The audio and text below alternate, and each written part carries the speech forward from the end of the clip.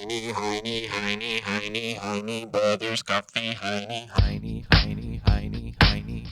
Brothers Coffee, Heine Brothers Coffee is committed to organics and fair trade, recycling, friendly and relaxing shops, and a great cup of coffee.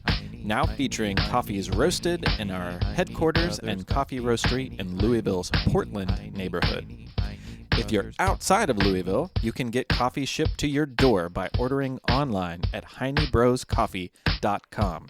That's HeineBrosscoffee.com. Heine Brothers Coffee, Louisville's neighborhood gathering place since 1994. Heine Brothers Coffee, Heine Brothers Coffee, Heine.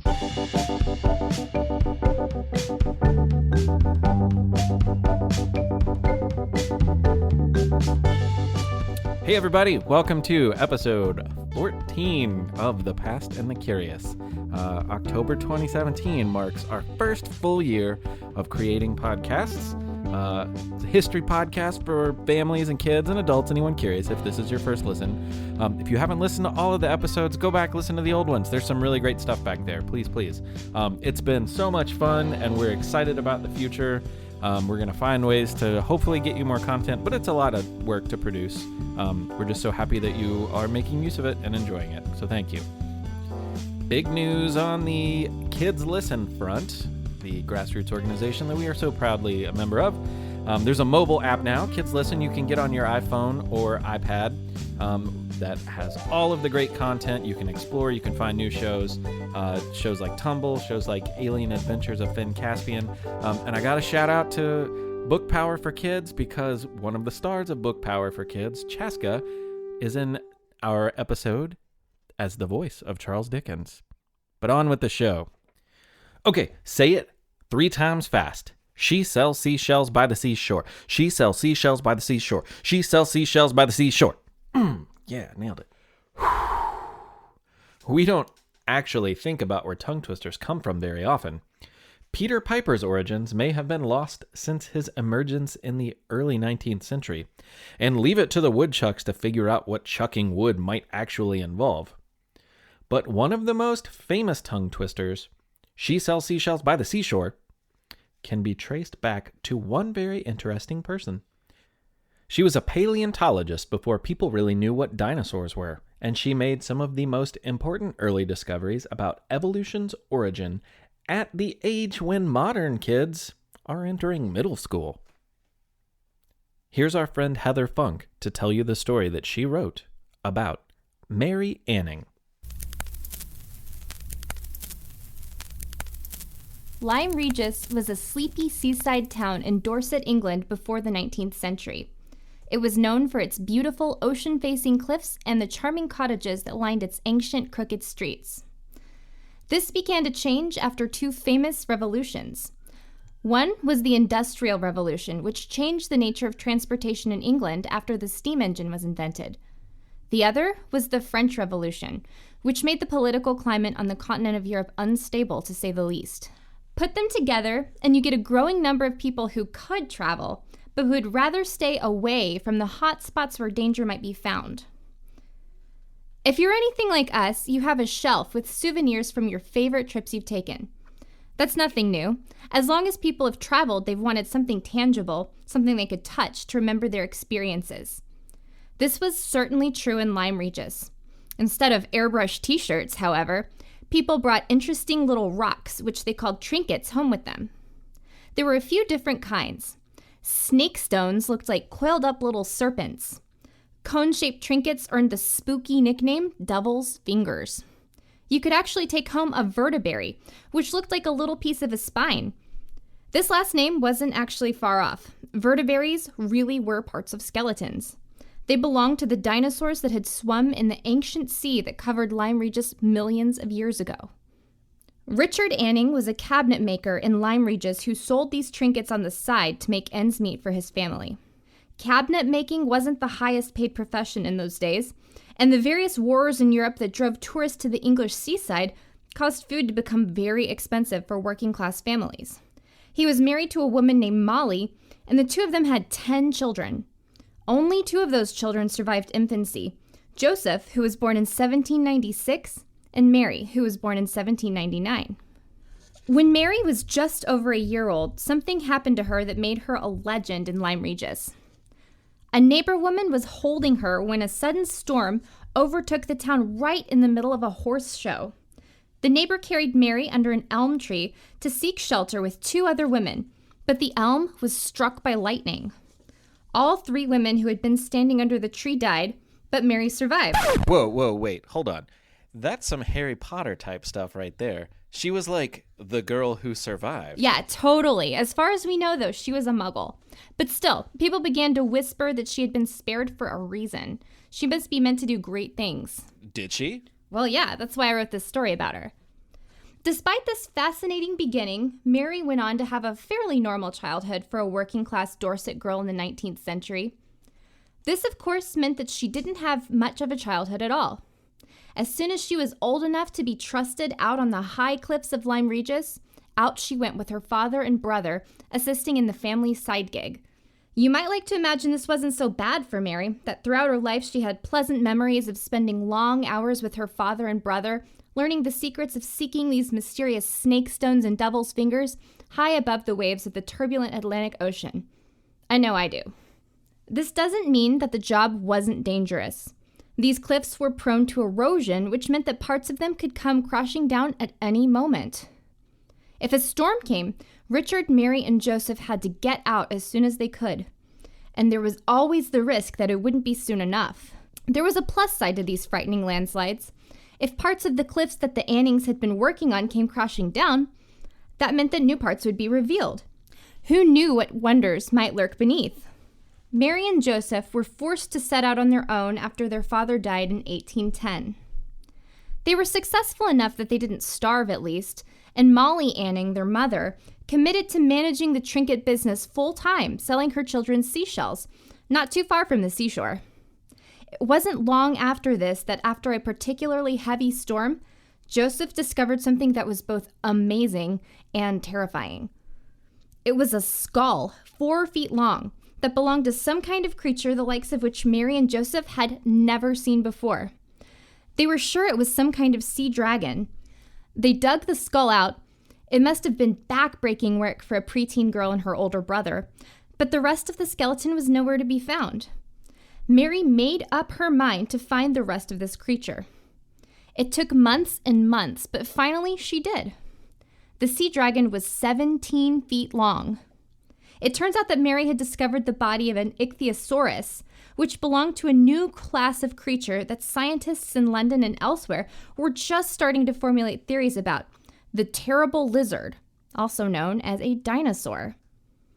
An interested gentleman who fancied himself a scientist bought the sea dragon's skeleton for 23 pounds. In those days, you couldn't go down to a college and find a thriving science department where people studied the wonders of the universe. If you had the money and were interested in something, you learned about it on your own time. Many of these Renaissance men began hearing talk in their illustrious social circles of the amazing things that could be found in Lyme Regis, and began flocking to the town to see what there was to be discovered.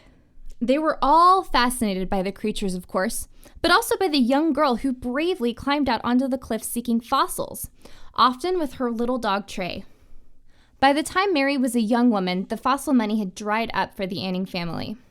One of the wealthy gentlemen who had benefited from the Dorset woman's knowledge set up an auction of some of Mary's most interesting discoveries and ended up raising hundreds of pounds for the family. The dinosaurs she discovered began to find their way into a new sort of institution, the Natural History Museum, and her specimens to this day can be found all over the world. Mary risked her life fossil hunting on an almost daily basis until her death in 1847. One landslide on the cliffs killed her poor little dog, and Mary only narrowly escaped with her own life. She didn't get as much recognition as she perhaps deserved for her work when she was alive, mostly because she was a woman and because she was working class. But now we recognize her extraordinary achievements. She discovered 2 major species of dinosaur, the Ichthyosaurus and the Plesiosaurus, and contributed to the brand new study of paleontology from an incredibly early age. The Geological Society of London did make her an honorary member, and she received some money to help advance understanding of the science of life's beginnings on Earth. This means she was the first woman to receive a scientific grant. In 1850, the Geological Society installed a stained glass window in Mary's church, depicting her incredible life and discoveries. In 1865, none other than Charles Dickens himself wrote an article on Mary, concluding with some very true words. The carpenter's daughter has won a name for herself, and has deserved to win it.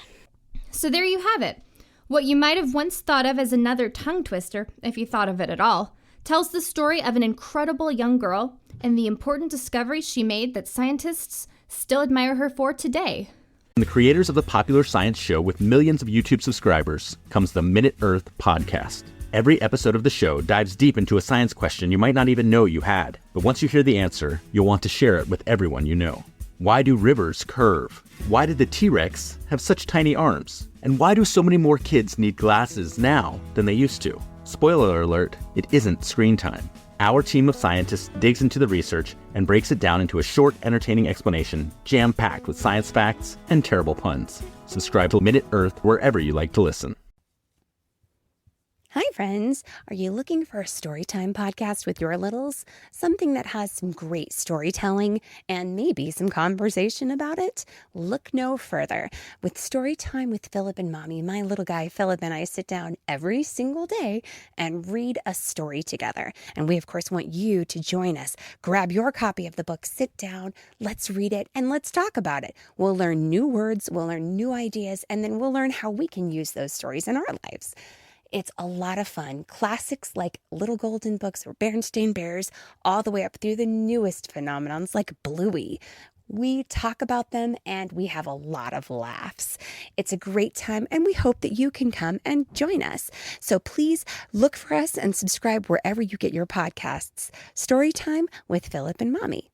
Thanks so much. We'll see you there. She sells seashells by the seashore. She sells seashells by the seashore. She sells... It's quiz time.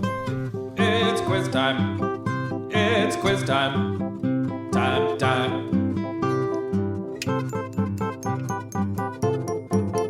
It's quiz time. It's quiz time. It's quiz time.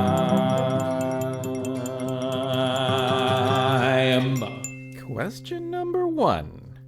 The woman from our next story, Mary Somerville, tutored another young woman who made a huge scientific impact, and her name was Ada Lovelace. Miss Lovelace is often described as being the first what? She was the first computer programmer, if you can believe it, way back in the 1800s, no less. She worked with Charles Babbage, the father of computers, and among other things, she wrote an algorithm to be carried out by machine. It took incredible creativity and vision to do such a thing.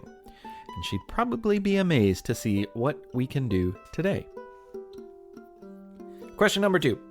Nearly 100 years later, another woman named Grace Hopper pioneered computer programming in America's armed forces.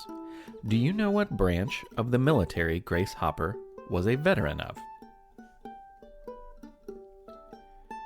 When World War II began, she tried to enlist, but at 34 years old was deemed too old for service. So she joined the Navy Reserves, where she worked on the Harvard Mark I team. By the time she retired, she was one of the most important figures in computer programming and a rear admiral in the U.S. Navy. Not bad for a woman who nurtured her curiosity by taking apart alarm clocks and putting them back together as a little girl. Okay, and here's question number 3. Okay, I'll go with it. The man who invented the polygraph, or the lie detector machine, was a scientist who also created one of the most enduring female comic book heroes. Who was it? Well, it was Wonder Woman, and we bet her lasso of truth meant something especially important to the inventor of the lie detector machine. The past and the curious. Mary Somerville. Mary Somerville. Mary Somerville. Mary Somerville. Mary Somerville. Mary Somerville. Mary Somerville. The past and the curious. We take you now to Scotland. 1790. When Mary's father returned from sea, he was absolutely dismayed to find that his 10-year-old daughter could barely read, knew nothing of math, and spoke with what he thought was a terrible, strong Scottish accent. In his eyes, she was a savage. Those are his words, not ours. Well, her dad was a vice admiral in the Royal Navy, so appearances and a child's finishing were very important to him. So quickly, he sent her to an expensive boarding school, but only for a year. He wanted her to get the basics, but not a complete education. See, most women of the time simply would not receive that complete education. When she returned, her reading was passable. She knew a bit of math and even some French, but that was really about it. Still, the school experience awakened something in her. It turns out that Mary Somerville was a genius. But genius cannot develop alone. So, she pestered everyone for informal lessons in geography, astronomy, Latin, whatever anyone else might know. She devoured that knowledge and anything that she could squeak out of people. Her brother, on the other hand, would benefit from a private tutor and great teachers. This was not uncommon. Young men, whether they liked it or not, were given the lessons and education opportunities that their sisters often desired. But during his mathematics lessons, Mary would stand by the door to listen in and try to pick up what knowledge she could. One day, her brother was absolutely stumped by a question, and Mary couldn't help herself, and she blurted the answer through the door. You can imagine that the tutor was really taken aback, most surprised at the girl's voice calling the correct answer from all the way out in the hallway. After that, the tutor allowed her to unofficially continue her studies with him. Now, this didn't sit too well with her parents. Again, they didn't want her to get too smart. Though the year 1800 would bring a new century, the world was still a long way from the progress of women's equality. That really wouldn't begin until the following century. So the girls of Mary's period, especially the ones from distinguished families, were expected to attend balls, dance, and present a sweet and genial demeanor. They were not judged on their ability to solve algebraic equations. At one point, her parents told her, "Enough already. It is time to cease your pursuits. It is unbecoming of a lady." But she couldn't stop. There was too much more to learn. Now let me ask you a question. Have you ever done something that you weren't supposed to do? What am I saying? Surely none of our listeners have ever done anything wrong. Allow me to rephrase. Do you know how other kids do things they're not supposed to do? What do? They sneak into their room, and then they shut the door, and oh so carefully they tiptoe backwards so as not to make a sound. And then they do whatever it was that they were not supposed to be doing. Probably eating cookies in bed, right? Well, Mary was no different. But when she snuck into her room to avoid the pesky prying eyes of her parents, it was to do something you'd probably never think to do. How could you even consider such a thing? She was learning algebra. And when her parents found out, they got really mad. Well, life went on for Mary. As a young adult, she did the things that were expected of her.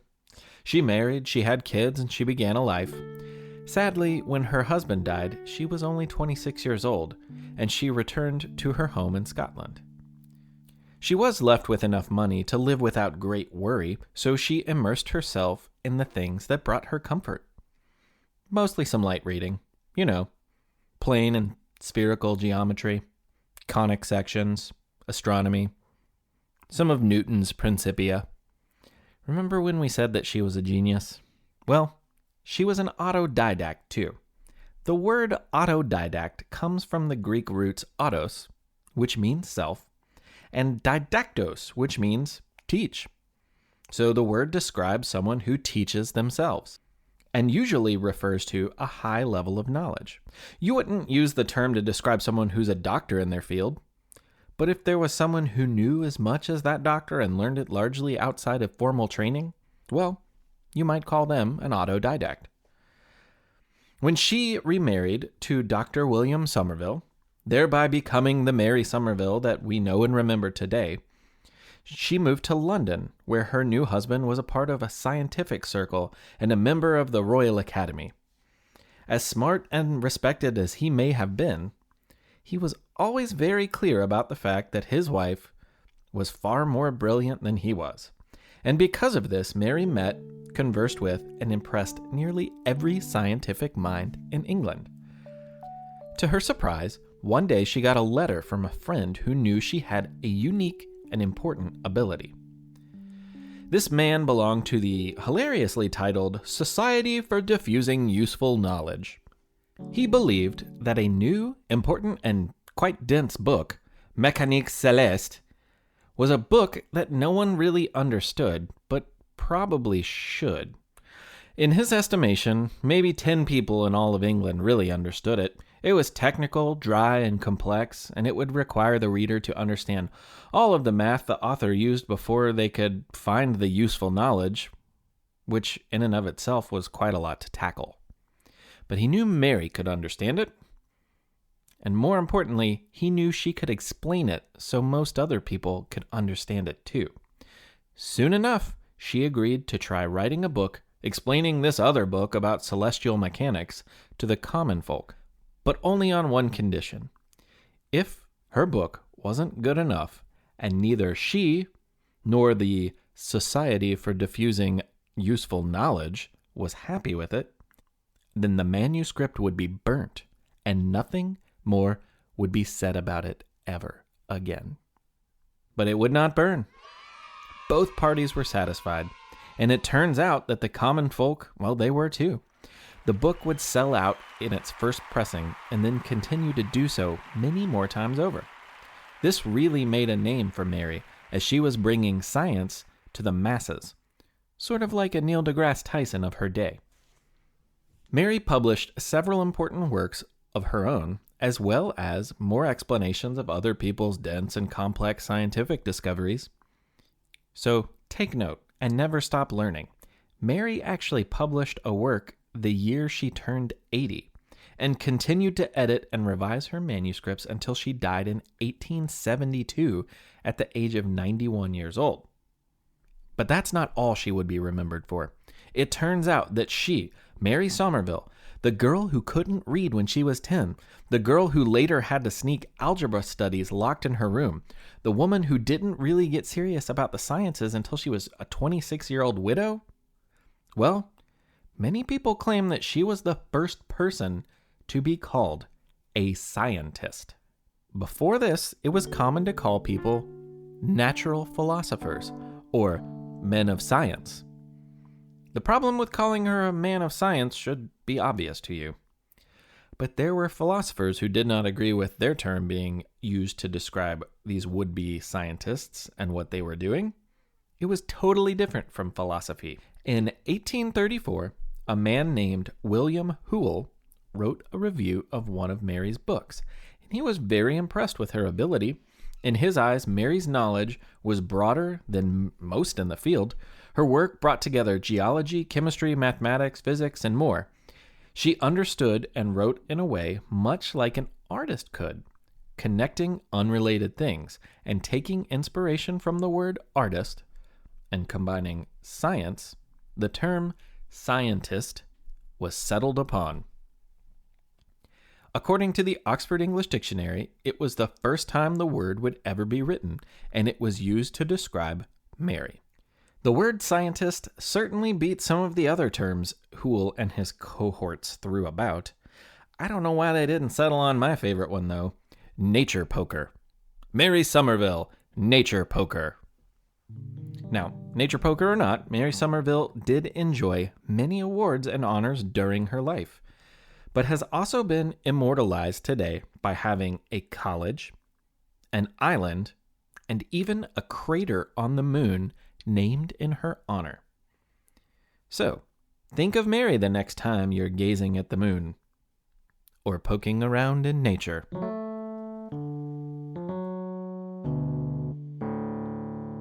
So there you have it. Episode 14. Thank you all for listening, Women of Science. We have some t-shirts that are really nice looking we're going to send to our Patreon sponsors while supplies last. So you just might want to consider that. I'm just telling you.